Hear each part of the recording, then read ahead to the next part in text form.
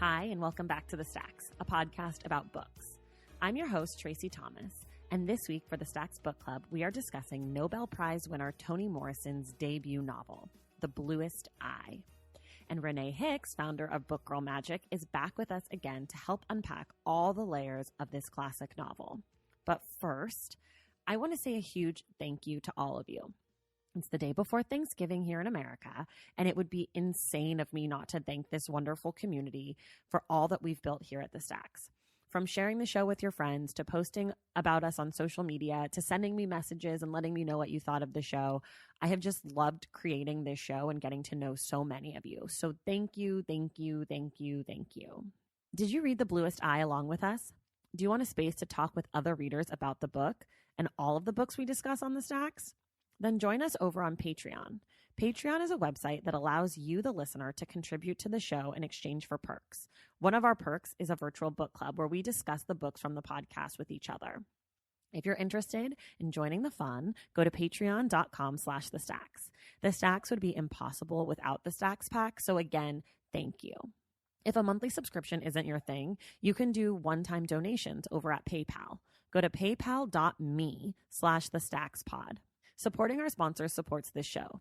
So does shopping through the links in the show notes before you buy on Amazon. The Stacks earns a small commission on these purchases, and it comes at no cost to you, so it's a total win-win. Don't forget to subscribe to the show wherever you get your podcasts. Apple Podcasts, Google Play, Spotify, Stitcher, TuneIn, whatever. And if you're listening through Apple Podcasts, can you just take a moment to rate and review the show? We'd be so grateful. Okay. I'm so excited. It's time to talk about the classic American novel, The Bluest Eye. It's written by Nobel Literature Prize winner and icon, Toni Morrison. This week, we do have spoilers, so pause now if you haven't listened. Read the book, come back, and enjoy this conversation with Renée Hicks about this powerhouse of a book.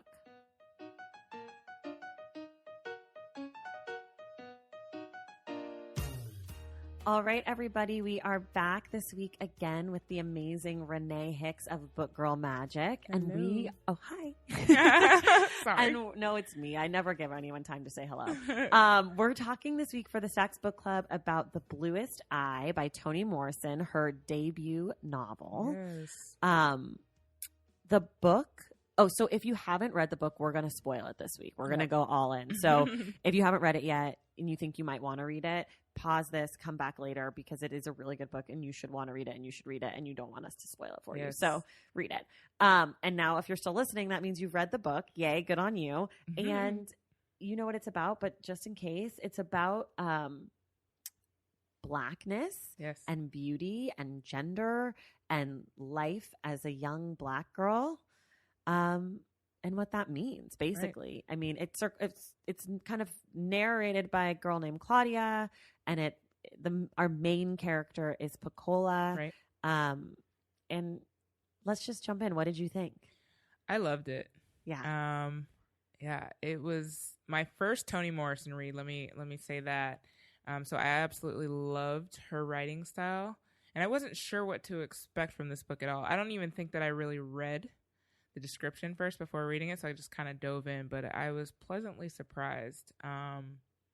Just gave it lots of emotion coming through this book, which was unexpected for me. I didn't know what to expect from Toni, so I really enjoyed it. What about you? Would you? I really liked it too. Yeah. I often I've read a lot of classics, white classics, and I usually am like, this is boring and blah and gotta go, and so I always get anxious when I read classics, Black classics, because I'm like, am I not going to like this? Am I not going to understand it? Because like when I read Pride and Prejudice, I was like, this is garbage. Like, and I just asked you about that book. And I was told like, you should I read no. that or just go, to the remix? Yeah. No, thanks. But like, I just couldn't relate to it and I didn't care. And also that comes from like a time earlier, like more before than the 70s. But still, I really love this book. I felt like her writing is amazing. I can't believe it's a debut novel. Like, imagine if you also published your first book, right? And you're like, yeah, I wrote a book. It came out on the same day as Toni Morrison's. Like, right. Good luck, loser. Yeah. Never heard of that person because their book wasn't as good. Right. So yeah, and I felt like she is tackling like complex form with the book, and she's like moving between narrators and Mm-hmm. season and flashback and flash forward. And like, there's so much, A lot that happens. yeah, there's a lot, and it's really done well. I mean, obviously it's a debut novel, and I'm sure when I read her other stuff, which I've never, that I'll find more. And, you know, everyone loves Beloved. So maybe, I know, you know, I've maybe owned that for a while too. And yeah, just me too. never touched it. So, But for me, I'm glad I started here because I Yes. really like this book, and I'm like, if she only goes up from here, like this is great. yep. So one of the main themes in this book is beauty and womanness and blackness versus whiteness. Yep. And she really, what the book does that's really powerful is that she dances around the same themes over and over and gets at them from different angles and in Right. different ways. Absolutely. Sorry. One of the first times we see Morrison start to grapple with beauty is with Claudia, our kind of narrator, and her like white baby dolls and Shirley Temple, and how That's everybody loves Shirley Temple, and she kind of like goes on this tangent about mutilating dolls. What did you think of that part? And that now that I remember the cup, the Shirley Temple cup, they kept making references to that. And the other two girls, who was it? Piccola and Frida. They loved Shirley Temple and they loved these dolls or whatnot. And Claudia was just like, nah, I'm not feeling this. Like, yeah, and she was like, I actually like hate these dolls. Yeah. And like they're cold and they're lumpy and like they don't look like me. And why am I supposed to like this doll? And like, yeah. They totally couldn't understand either why she didn't like what's wrong with it. Yeah. And then it kind of says like kind of offhanded. I later learned to love Shirley Temple, but like even from a young age, because the girls are like 9 and 10, they're grappling with blackness and whiteness at that age as like beauty and not beauty. Right. And Morrison throughout the book kind of uses different words. Like there's a part where she's describing, I believe it's in Geraldine's section. Mm-hmm. She's describing Black people and she uses the word like funk, like to get rid of their funkiness and like the funk. And the funk is connected to like sex and like outdoors and it's unclean. Right. And it's like kind of this placeholder for Blackness and that they need to get rid of it. And it's kind of like this searing indictment on, you know, assimilation, really. Right. And she kind of plays with these different ways of showing what the white gaze has done to Black people's appreciation of their own Blackness. Right. Yeah. I mean, I don't know about you, but like I feel like we're still dealing with that. Absolutely. Now. Absolutely. Trying to identify ourselves and where we fit and where we belong. And it's a lot of what Morrison wrote in these is these girls are like, where do I fit in this picture? And the belonging, right. and being shamed and not, you know, being accepted. Like, who was it? Piccola got it, I think, the worst in the book of being teased and, you know, just being throughout the book, she's just been called ugly by her parents, by everybody. I mean, from the moment she's born, her mom's like, she has nice hair, but she's ugly. She's ugly. Yeah. I'm like, your own mother.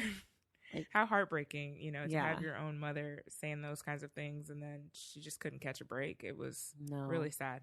She has so sad. And then like, there's the pretty girl, quote unquote, Maureen, who is half white. And I mean, our narrator, Claudia, is clearly the smartest person in the book. Like she gets it. And she talks about how, you know, they're like all buddy. And then it kind of starts like it's like this weird, you know, kid teasing fight that kind of breaks out between the girls. And then Maureen's basically like, well, I'm pretty and you're not. Like I'm cute and y'all aren't.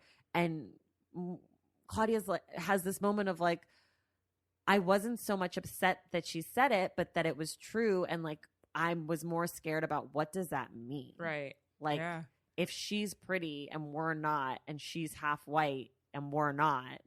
Yeah. Like what's separating? Yeah. That's it. Yeah. She just, Maureen was an interesting character and she took it there.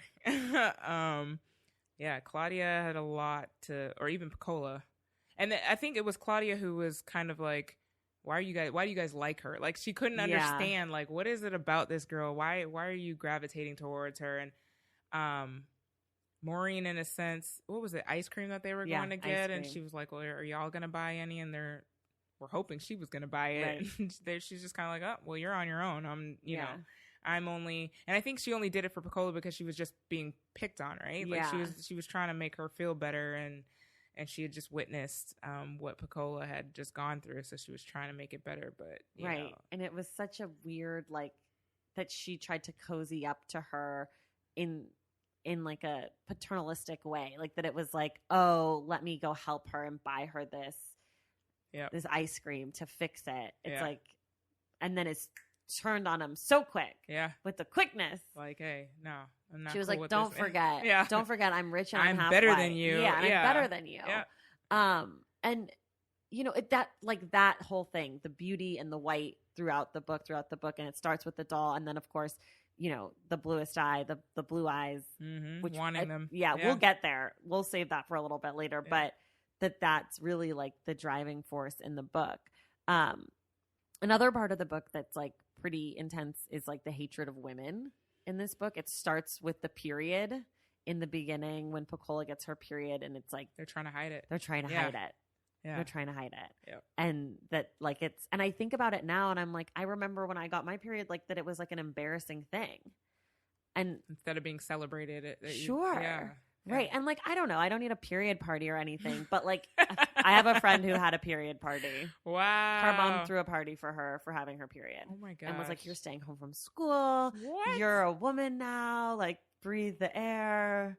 You're a woman. And like, I don't know if I need all that, but wow. That like going from girl to woman is like scary and terrible in this world. Instead of celebrated.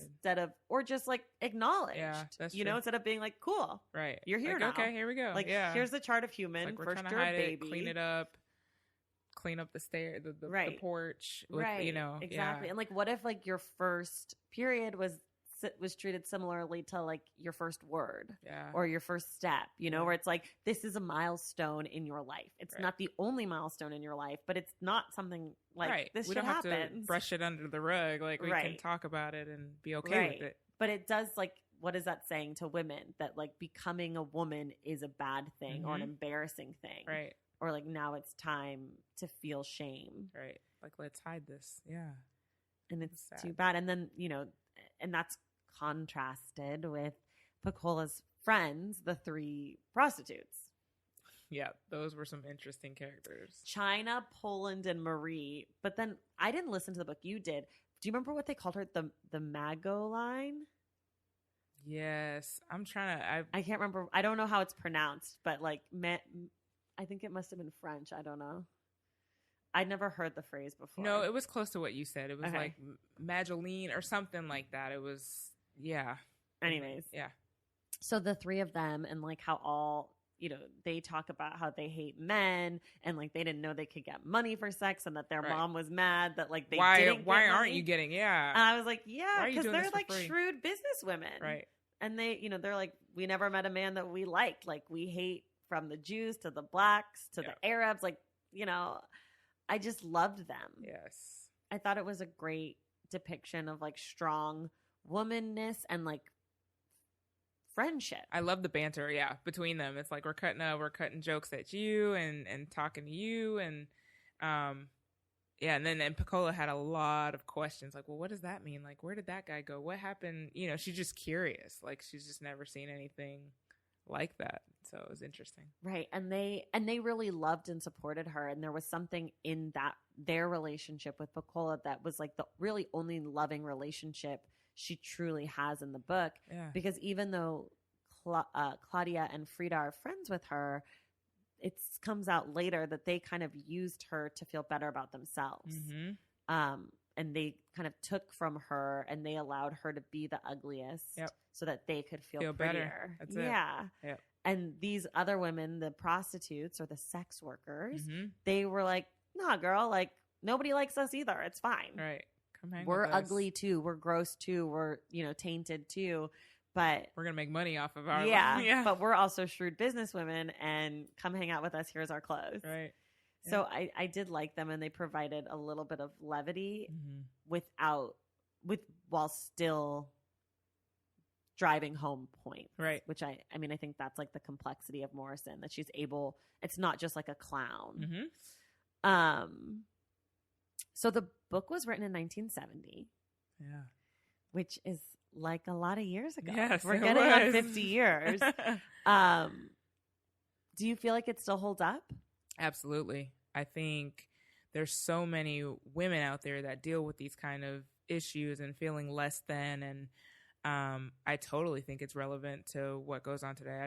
I don't think that, I think at some point we as women deal with these issues, whether it's, I'm too tall, I'm too short, my skin complexion, my lips, whatever. I think there's something about us that makes us feel insecure, and that, we're not as good as the next. So yeah, I definitely think it's relevant.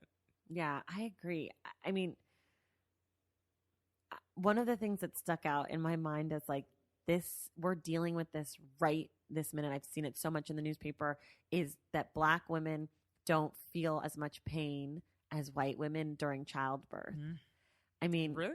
There was I'm like the section where the doctor's like, you don't have to worry about her. She's like a horse. They just deliver like, and it's Pacola's mom when she's delivering Pacola. Yes. But just seeing that in writing, being like, wow, this is the same stuff. And I know that to be true. Like, I read that book, Medical Apartheid, and they talk about it in there about, the first doctor to like perform a C-section, or not C-section. Anyways, the father of Marion, I think his name's Dr. Marion something. Mm-hmm. He was the first doctor to like be a gynecologist, and he practiced on slaves, Black women. And he didn't give them any pain medication, even though they had it, because he, said that Black women don't feel pain and all this stuff. And so this myth of like that Black people are superhuman, or that they don't feel pain. And even now, like there's all these articles, and I'll link to some in the show notes, about Black women, yep, how they die in childbirth, and how they're more likely to have complications because doctors don't take their pain seriously. Mm-hmm. And like all of this stuff in 2018 is on the front of the New York Times and in the New York Times Magazine and whatever. And Toni Morrison was, addressing it in 1970. That's crazy. Yeah. That's definitely going to have to add that one to my list. Medical Apartheid. Yeah. That's crazy. It's been, out there for a while, but I need to get on it, because that's so interesting to me that people view us in that way. Like, that's right. Well, I mean, even Serena Williams, she talked about how she almost died because they didn't believe that her, like, I think she had like a pulmonary embolism, like a blood clot. Wow. That could have killed her. And they didn't believe her. And it's like, you don't believe that this woman knows what her body's supposed to feel like? Like, she's one of the foremost athletes in the world. So this is random, but is that something that they're dealing with like, do they have white doctors that are, so that's what I'm trying to figure out. Cause my doctor was a fellow African-American woman. So I didn't really deal, you know what I mean? With that type of, so I'm just wondering if it's the doctor that they have. The doctors. I don't think it's exclusively white doctors. I think it's other doctors of color that aren't necessarily Black women, but that this idea has like permeated, medicine, not that it's necessarily said anymore, but that people don't believe Black women essentially. Wow. And that our pain isn't taken seriously, or that people assume that we can handle more pain because of the quote unquote strong Black woman trope, but that rates of maternal demise, I don't know if that's right, that's the right phrase, but women dying during childbirth or complications with childbirth is much higher in Black women than it is in white women in this country. And like I don't know the numbers, but like at a much higher rate. Wow. That explains a lot too. When you see these articles, there was one the other day talking about Black women and just how strong we are and how we can't have an outlet. Like, we're expected to be strong and be strong for the men and the children and everything. And it's like, we can't have anybody help us, or, you know what I mean? Like, we just have to kind of take it. And it's like, we don't really have a voice. Yeah.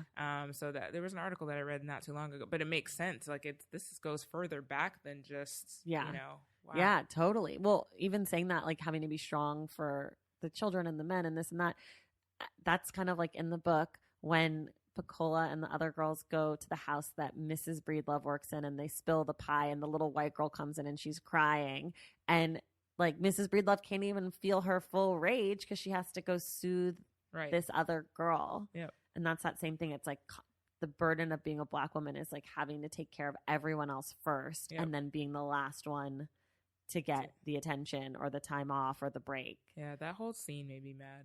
Especially the fact that this little baby's calling you Polly and your daughter still calls you Mrs. Breedlove. Right. And I'm like, wait a minute, Polly. I'm like, what? Yeah, totally. But then like that, so what Toni Morrison does that's so great is you have that scene first and then you hear the backstory of Mrs. Breedlove. Yes. And you understand that like her whole life, she got crippled at a young age. And so everyone kind of treated her delicately. Right. And like her husband, Choli, or...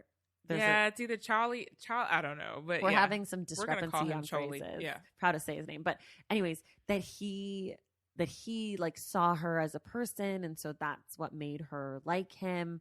And then kind of fast forward to her working for this white family, and that they were the first people to ever like give her a nickname, and like that was something important to her. Right.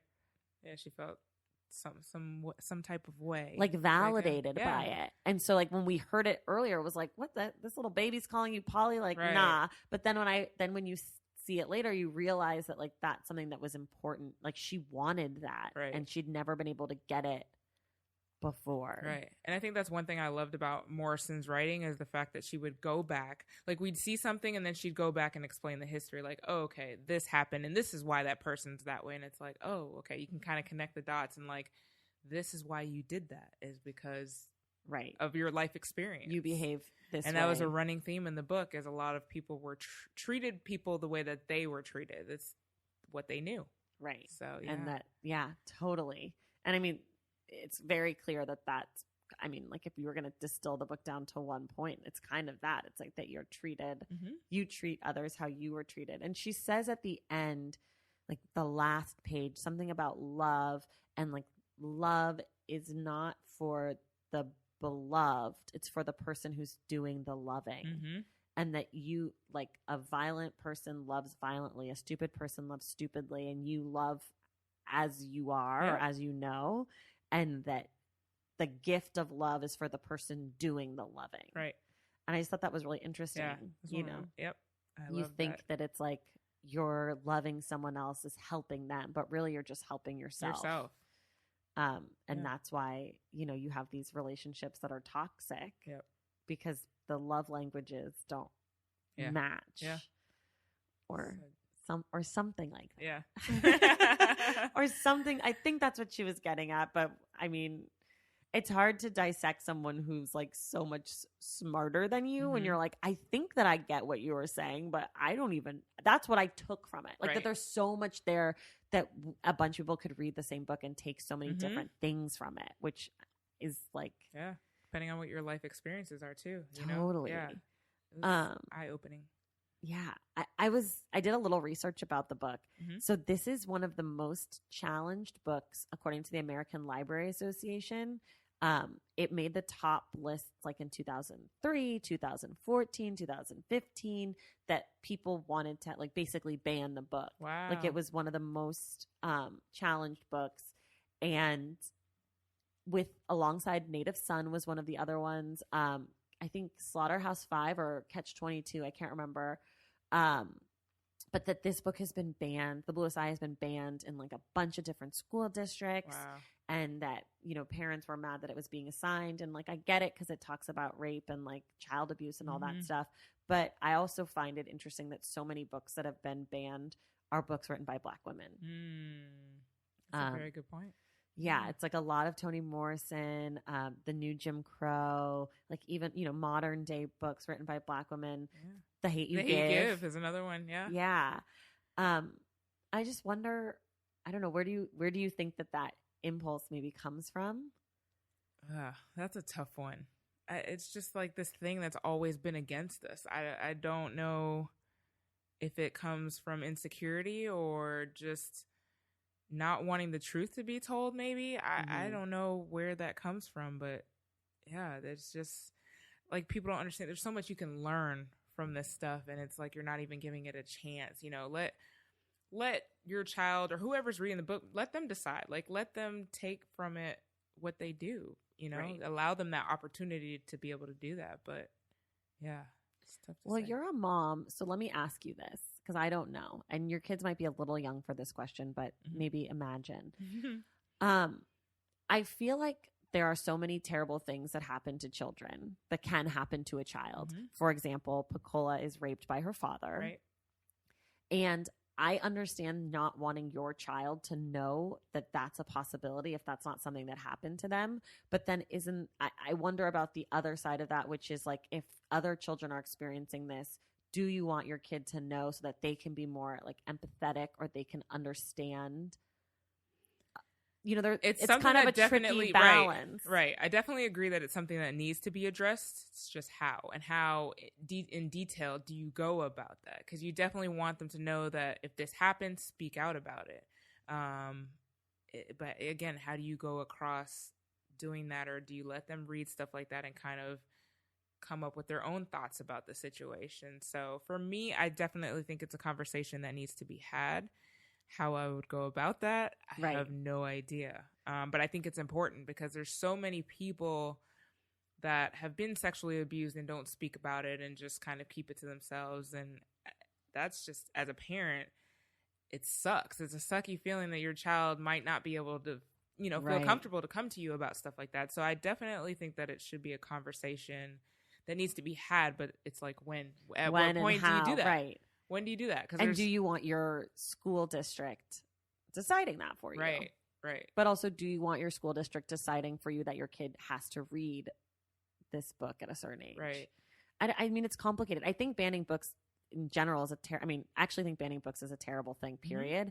Now, do I think that curriculum being decided should take into account like kids and their age? Sure. But banning it, it's like taking it out of the school library. Like, nah, you need to chill. There's somebody that may be okay with their child reading that or whatever. So yeah. And like, it's Toni Morrison. Right. Like, please don't remove her books from the library. What are you doing? It's against the law. Don't right. do it. It's like, what are you up to? Yeah. But I do think it's an interesting question, because I wonder, like, I know some people were assigned the Bluest eye in high school. And part of me is like, yeah, kids should be reading this stuff because other kids might have gone through it, and like it helps to destigmatize and have these conversations around it. And also like it teaches people, like, you don't know what's going on in that other person's life. Right. And even if it's not being raped by your father, which is like pretty much one of the most terrible things ever, even if it's just like, getting picked on because you're darker skinned. Like, I'm sure there's tons of white kids who don't even know that colorism exists, or that there's prejudice.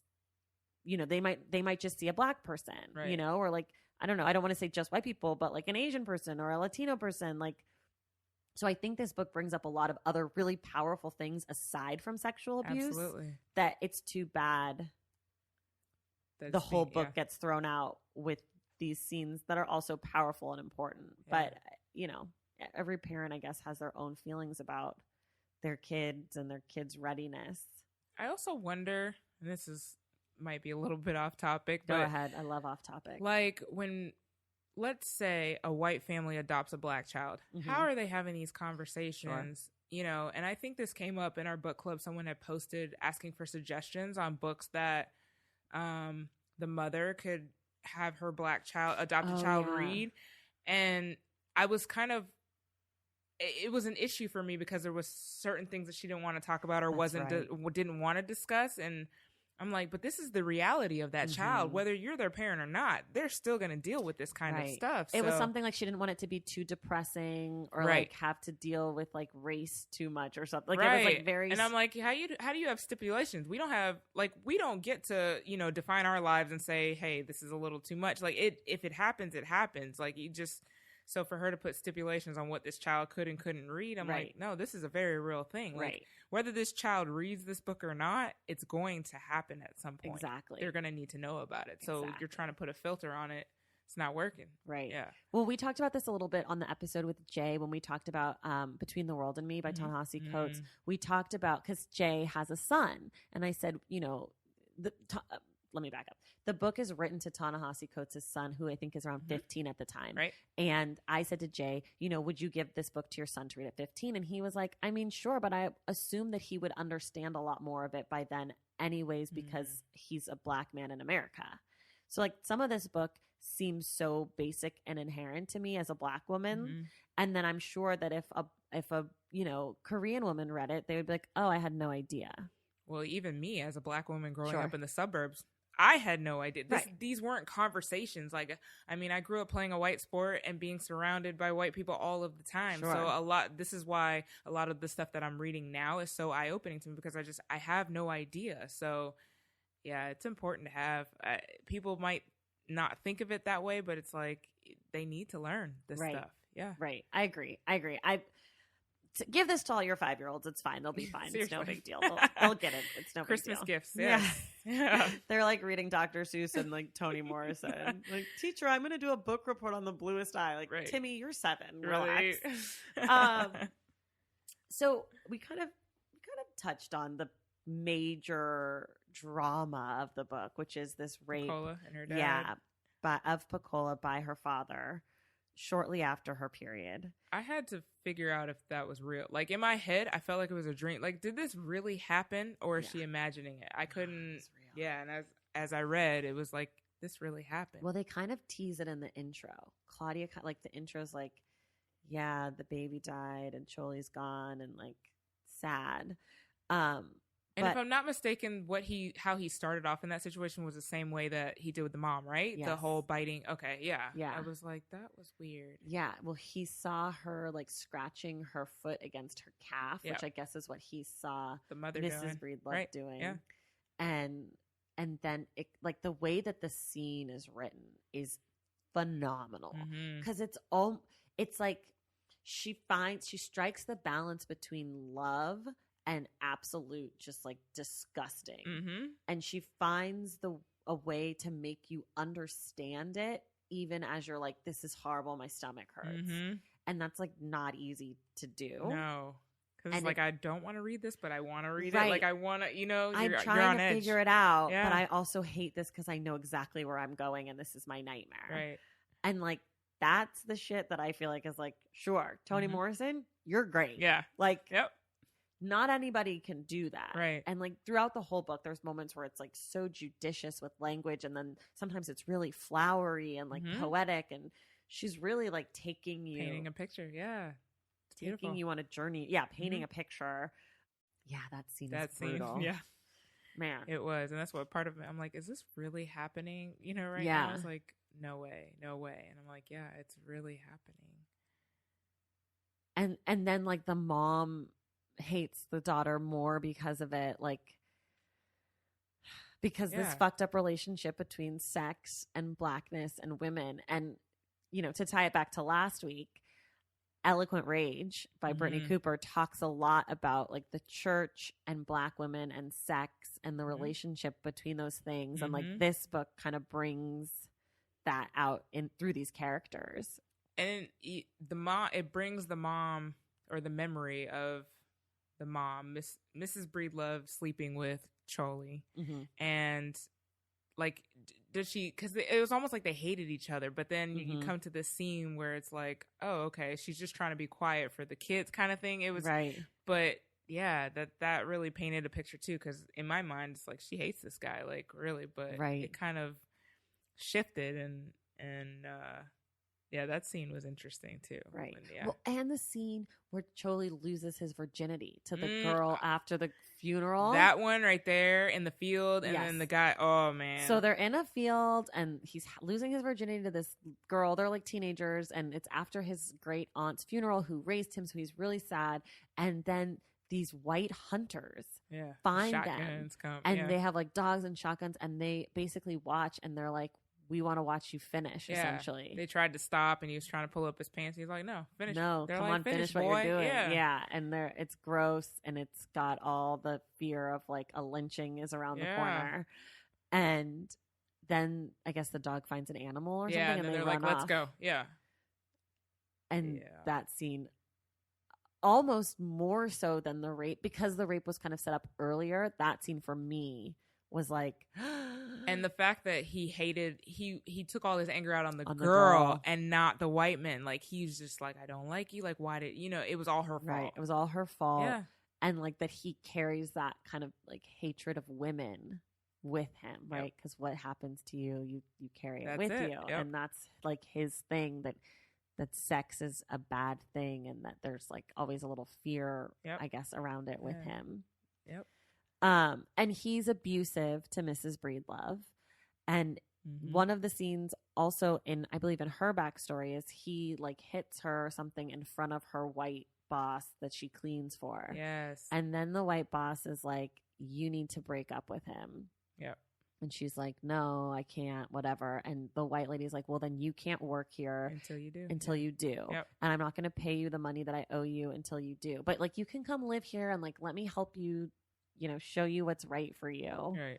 She's like, can't you just give me the money and then I'll go break up with him? Yeah. Afterwards, like, nah.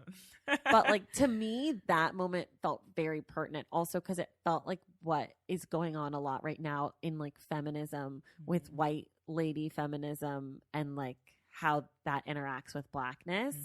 The example that it's not really feminism, but an example that's been top of mind for me is the Lana Del Rey and Kanye beef. Are you familiar with it? So, Kanye's been acting a fucking fool. Right. And like he's hanging out with Trump and it's my nightmare. Yep. Because I love Kanye's music, but now I have to I can't even listen to it. It's all ruined. It's my nightmare. Yep. And obviously a lot of people are upset about it and like have had a lot to say. But Lana Del Rey decided to like take to Twitter to kind of bash Kanye, which is like fine. But there's also a part of it that's like, Lana Del Rey, where have you been when all these other white people have been acting a fool? Right. Like, that's it's true. so now you want to easy speak up. to attack a black person when they're down. Good point. And it's like, it's just something that I've been thinking a lot about, that it's like there's this pile on. The same thing, and Brittany Cooper talks about this in her book about when we talk about Bill Cosby, like that it's easy for people to hate him, but he's doing the same despicable stuff that so many white men have done. Yep. And not to excuse him at all. But my feeling is that he and everyone else who has acted like that should be publicly shamed, not just him. Right. Same thing with Kanye. Like, it's not that Lana Del Rey is attacking Kanye. It's that where has she been when her own people have been doing the same garbage? Because 53% of white women voted for and supported Donald Trump. So I haven't heard her yelling at 53% of the women. Right. So that's kind of like, that. Like, where have you been? Yeah. And that's that same thing in this book is it's like, it's so easy for this woman who Mrs. Breedlove works for to say, he's so bad and let me tell you how you need to live your life as a black person. But like, these are the same women who support, the patriarchy and white supremacy that started by white men. Right. Like, you're not stopping that, but you want to interject here. You want to interject here and you want to put your stipulations and you want to micromanage my personal life. And like, if I show up and clean your house, I show up and clean your house. Like, give me my money. Don't get in my business. Bitch better have my money. Like, so that kind of stuff is like where I'm like, this was written in 1970, but like it could have been written today because the same shit, the same white lady do good feminism thing. Did Lana have a response to that? I don't know if anybody backlashed her that hard. I don't know, to be honest. Interested to see what she would say to that, because really, where were you? You right, know? Like where were you with Roseanne? Yeah, that's a great example. Like there are so many people who have said dumb shit, and like not to excuse Kanye's dumb shit because he does it all dumb the time. Shit. Like, what are you doing, my guy? Shut up and take that hat off. Yes, my God. You look ridiculous. And read a book. He's killing that hat. Yeah, I mean, the hat is like lost its meaning. And then wearing a Kaepernick sweatshirt. He was? There was the time right before that or the week before, he was wearing the hat and a Kaepernick sweat. Like, it said his name, Kaepernick, on the sweatshirt. I'm like, how are you wearing both of those at the same time? Complete opposite. They go against each other. Like, what are you doing? Trying to say you support this, but you support this too? Yeah, you can't support both things. Yeah. I mean, I guess you can, but you lose validity if you do. It's just... He's just dumb. He's dumb, and it's so sad because his music's so good, and I just wanted to be able to listen to it on my own and be happy and groove out. He's a musical genius, but... No. But like... I just think that could have been president. You remember when he was like he was going to run? He still probably is going to try to run. My nightmare. You do not have my vote. Right. I'm like, God. Can't even. Yeah, it's exhausting to me. But Lana Del Rey, come tell me what you think about my criticism. Yeah, seriously. We want to know. The people want answers. We want to know. Valentine's Day is upon us, and I've got love on the brain. Love for books. Duh. Of course. Hello. Did you forget what podcast you're listening to? I love bringing you all great reads, exclusive author interviews, and behind the scenes book gossip. But I can only do that with your support over on Patreon and Substack. Our Stacks Patreon community, also known as the Stacks Pack, is where you can go for book club meetups, a private, very active Discord, and a year-long mega reading challenge to help you achieve all your reading goals. Plus, you also get that monthly bonus episode. Now, over on the Substack, you can subscribe to my newsletter, Unstacked, where I keep the book conversations going. I also give you a healthy dose of sports and pop culture, definitely some hot takes happening over there. And again, that bonus episode. If you don't have a few dollars to spare, don't worry. There are free options on the Substack and the Patreon to get you a little extra Stacks magic. Making this podcast is a total team effort, and by supporting my Patreon and my Substack, you allow me to support my amazing team that makes the show possible every single week. So if you or your friends are looking to meet other book lovers and support this indie podcast, come hang out with me on Patreon, Substack, or both. I would love to have you. And since we're talking about love, you can gift subscriptions to the Patreon and the Substack for that special reader in your life. For the Stacks Pack, head to patreon.com/thestacks. And for the newsletter, head to tracythomas.substack.com. And also, there are links to both in the show notes. Okay, see you in the Stacks. Okay, let's talk about the ending.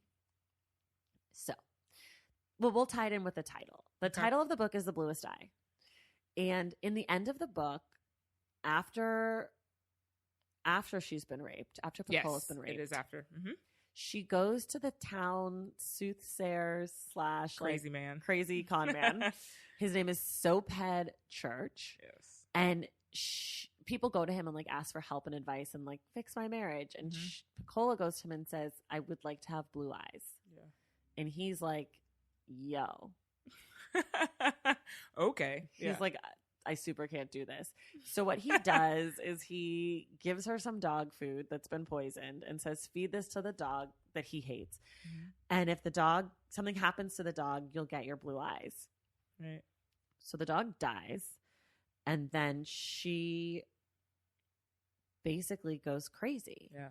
Because she doesn't know for sure if she has blue eyes or not. Yeah. And so there's this scene where she's talking to herself. Asking, how pretty are they? Like, yeah. Are they the bluest of the blue? And all, like, I can't look at the sun. It hurts too much. And then the other part of her is like, I can look at the sun just fine. And you realize that like she's gone crazy. She's gone crazy. And part of it is also because of the trauma she sustained by being raped by her father and losing. Then she gets pregnant and loses the baby. Yep. And everyone in the town is talking about her. Yeah. And I think that's part of it is that she can't tell if people are talking about her and being nice to her because of her blue eyes or because of this trauma. What's happened. Yeah. So she like goes crazy and like basically spirals out. It's very sad. Yeah.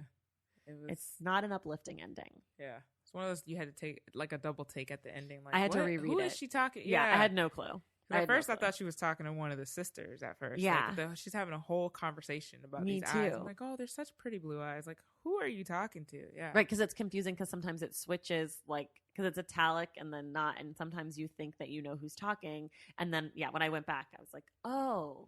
I feel like maybe I read somewhere that that's what had happened. So then I went back and read it and I was like, I got it. Okay. But the book's so complex. Like, I feel like this is a book that I could reread a few times and still be unpacking. Yep.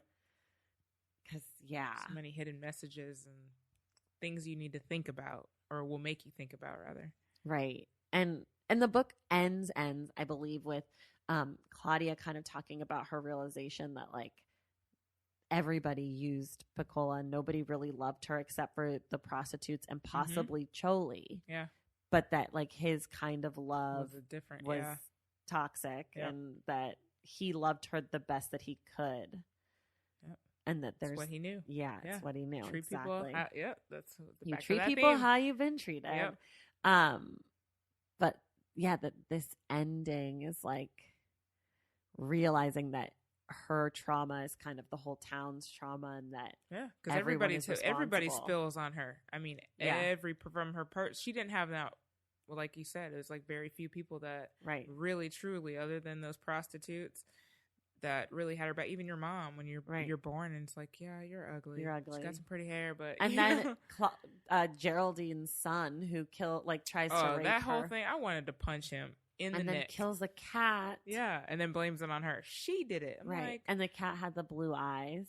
Yeah, that was so sad. Yeah. So what did you think of the title?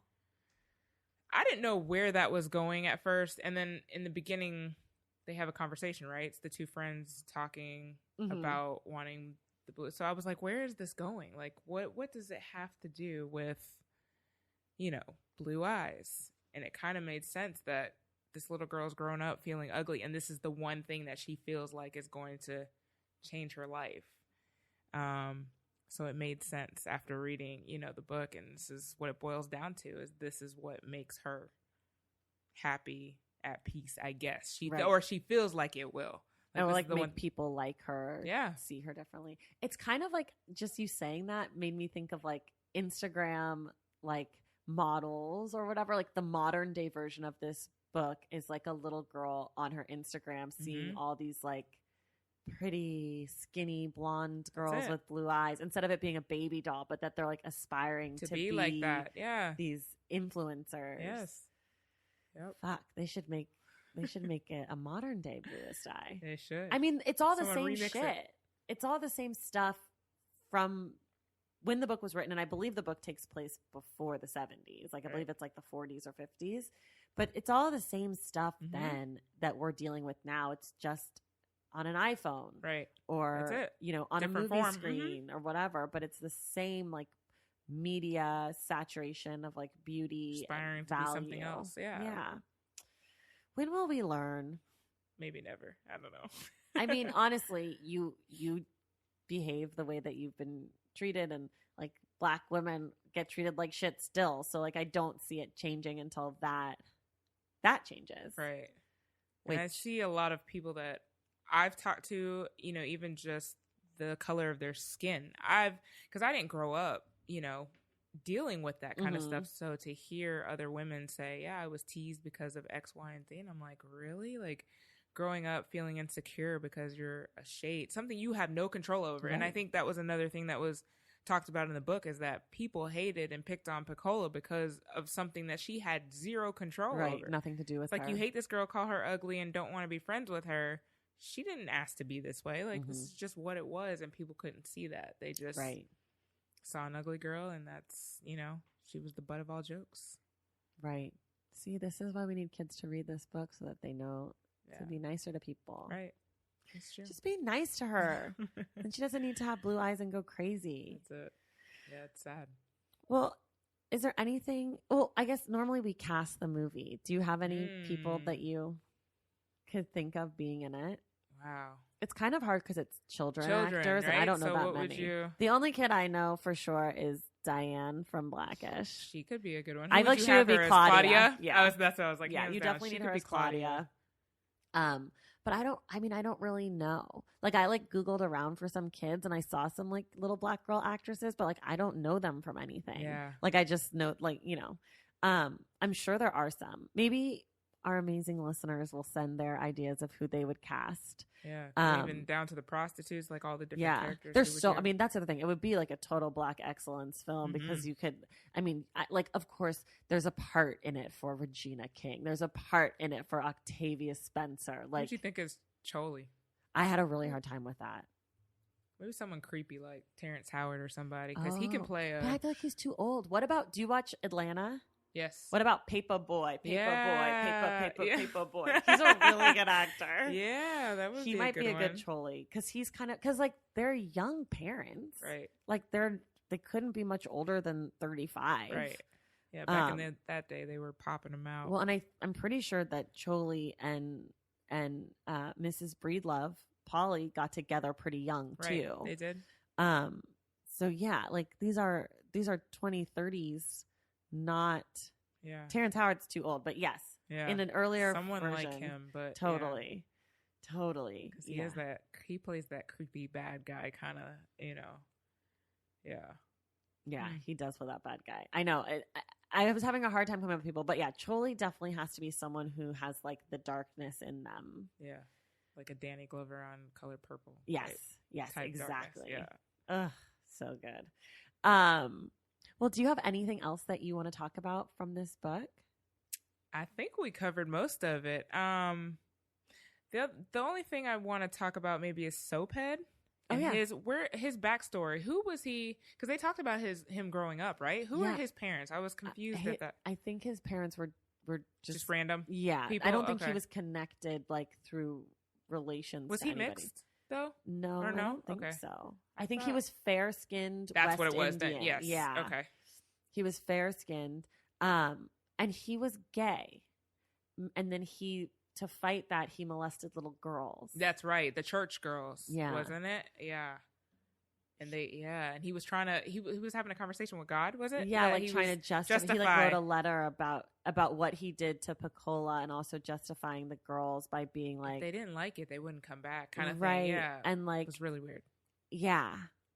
Yeah. So, anyways, that's that. Yeah, because he was kind of a creeper. Total creeper. There was a bunch of creepers. Totally, a bunch of them. It's a good book. Yes. Read it if you haven't. If you made it this far, we just spoiled everything about the book. So sorry, but you should still read it. We're not doing nearly as good of a job as Toni Morrison does. Yeah. That's the other thing. It's such a short book. Like the economy of language, like writing this short little piece of like power is really impressive. Yeah. I'm always impressed when books are short and really good. Yes. Well, all right. Thank you for being here. No I'm so problem. glad you came on and talked about this book with us. Yes. And we'll be back next week with a special guest. Yay. All right. Thank you guys so much, and we'll see you in the stacks.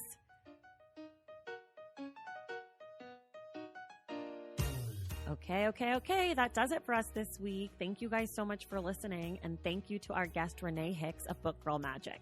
I also just want to say thank you one more time to all of you for supporting the show over these last few months. I couldn't imagine having a better community of listeners and readers. For those of you celebrating, I wish you the happiest of holidays, and for those of you who are not, just have a great, wonderful rest of your week. Remember, you can support the show by being a member of the Stacks Pack, and you can join us for our virtual book club discussion of The Bluest Eye by just going to patreon.com/thestacks. Make sure you're subscribed to this show wherever you get your podcasts, and if you're listening through Apple Podcasts, please rate and review. Our graphic designer is Robin McCright, and our theme music comes from Takiragis. This show was created and produced by me, Tracy Thomas, and I'll see you all in the stacks.